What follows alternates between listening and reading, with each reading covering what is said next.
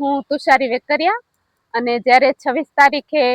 સ્થાનિક સ્વરાજ્યની ચૂંટણી આવી ગઈ છે, આમ ગણતરીના કલાકો કહી શકીએ, તો ત્યારે માધાપર જ્યારે હર હંમેશ ભારતીય જનતા પાર્ટીનું ગઢ રહ્યું છે અને આ વખતે પણ રહેશે, એમાં કોઈ જ શંકાને સ્થાન નથી. અને બેનો ખૂબ જ ઉત્સાહપૂર્વક એક પર્વ હોય, ચૂંટણી આમે એક પર્વ કહેવાય છે અને એની ઉજવણીમાં લાગી ગઈ છે. અને આ બેનો લગભગ ઘણા વર્ષોથી પ્રચાર પ્રસાર કરે છે, એટલે એમને ખબર જ છે કે કઈ રીતે કરવું, દરેકને સ્લીપ પહોંચાડવાની અને વડીલો હોય તો એને કયા ટાઈમે લઈ જવાના, આવી દરેક જવાબદારી આ બધી જ બહેનો છે એ નિભાવે છે. અને જ્યારે માધાપરના જિલ્લા પંચાયતના ઉમેદવાર રમેશભાઈ ચાડ, કે જે ખૂબ જ લોકપ્રિય ઉમેદવાર છે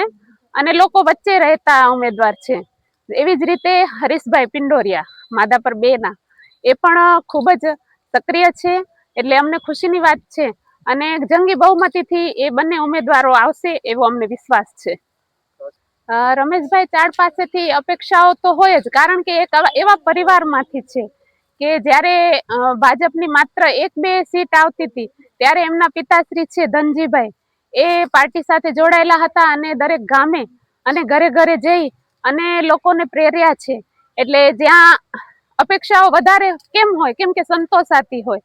અને પ્રજાને ખબર છે કે અહીંયા અમારી અપેક્ષાઓ સંતોષાશે, એટલે હરીશભાઈ અને રમેશભાઈ પાસે અપેક્ષાઓ પણ વધારે રહેશે અને અમને આશા છે કે એ બંને ઉમેદવારો અમારી અપેક્ષાઓને સંતોષશે પણ ખરા.